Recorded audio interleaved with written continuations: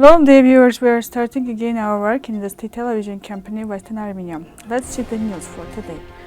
The historical struggle of the Eastern Legion against the Ottoman Empire. The 108th anniversary of Eastern Legion. Eastern Legion and the Arab Legion. Eliezer Tauber. Hayk, Vahagn's generation. Greta Thunberg visited the Memorial Complex and Museum Institute of the Genocide against Armenians. COP29 is accompanied by diplomatic scandals.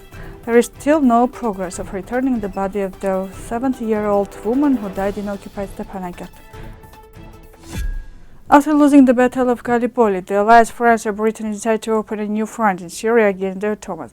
France convinced that the support of Armenian refugees can be useful in this struggle. In 1916, on 15 November, he founded the Eastern Legion, a military unit. It was mainly composed of Armenians who escaped from the Ottoman army. This legion was intended not only to challenge Ottoman forces, but also to support France and strengthen its positions in Cilicia and Syria. The idea of creating the legion was initiated by French Prime Minister Aristide Briand and diplomat François-Georges Picot within the framework of French-Armenian cooperation. According to the agreement signed with the representative of the Armenian people, Bogos Nubar, it was planned that the legion would serve the interest of the independence of the Armenians and support the creation of the future state of the Armenians with the help of allies. The full passage you can find in our website. This year in 2024, on 15 November, marked the 108th anniversary of the establishment of the Eastern Legion. During the First World War, 1916, on 15 November, France established the Eastern Legion. It was mainly composed of Armenian refugees who escaped the persecution of the Ottoman army. The idea of creating the Legion was based on the agreements signed between France and Armenians, including the Sykes-Picot Agreement, which provided for the creation of a future Armenian state.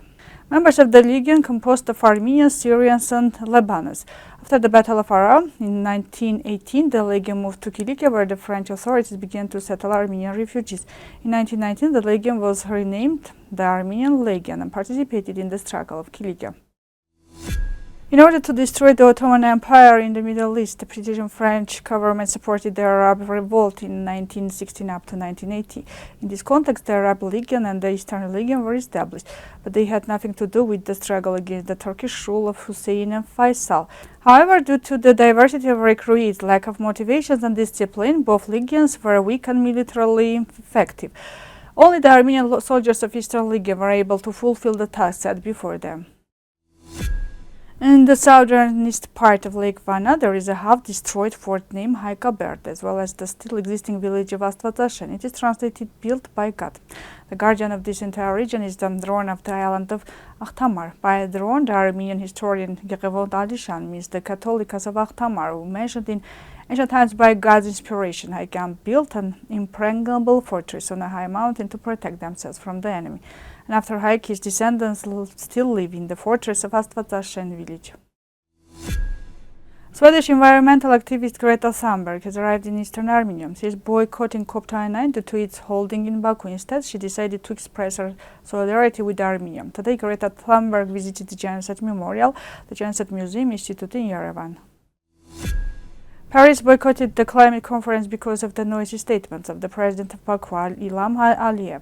France has long been accusing the Azerbaijan authorities of shady activities in New Caledonia, in particular of inciting and supporting demonstrations, with whose Aliyev's administration establishes connections earlier. The French senator insisted that Paris should not be limited only to a boycott. The next step should be the suspension of Azerbaijani business project, Total Energies, French energy giant.